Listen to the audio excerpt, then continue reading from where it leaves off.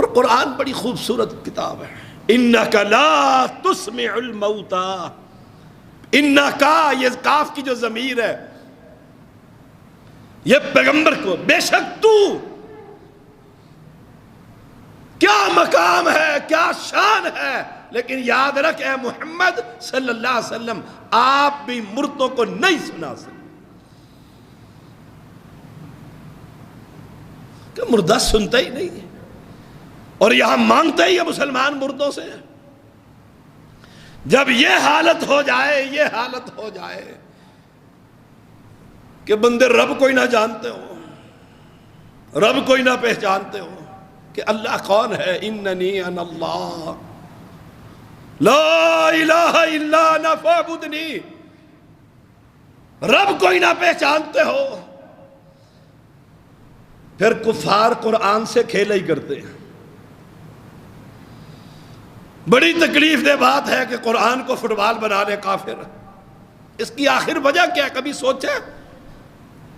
ہم نے قرآن چھوڑ دیا ہے، ہم نے رب کو چھوڑ دیا ہے، صاحب قرآن کو چھوڑ دیا ہے، جس نے نازل کیا اس کو چھوڑ دیا ہے. پھر کافروں نے یہ کرنا ہی کرنا تھا.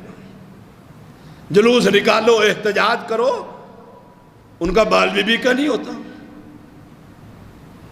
کریں کیا؟ اپنی زندگی قرآن کے مطابق بنا لیں، اپنے گھروں میں قرآن کو پڑھنے والا بنا دیں، اپنی اولادوں کو حافظ قرآن بنا دیں، گھر گھر کے اندر قرآن کا حافظ. انا نحن نزلنا الذکر وانا لہ لحافظون. پھر اللہ قوت دے تو ٹکرا جاؤ، ورنہ یہ پیغمبر کی سیرت ہے. یہ قرآن سناتے ہیں پیغمبر اور وہ گالیاں دیتے ہیں انک لمجنون. اور رب کہتا ہے قم، کھڑا ہو جا، فانذر وربک فکبر. سنا انہیں قرآن کہ لا الہ الا انا فاعبدنی.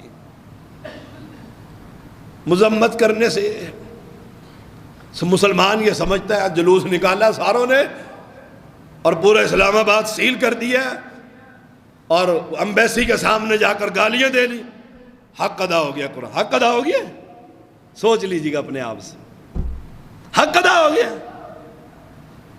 اگر وہ نبی کی گستاخی کریں، ہم نبی کے سنتوں کے شدائی بن جائیں، پورا گھر اسلام کے مطابق. آخری بات،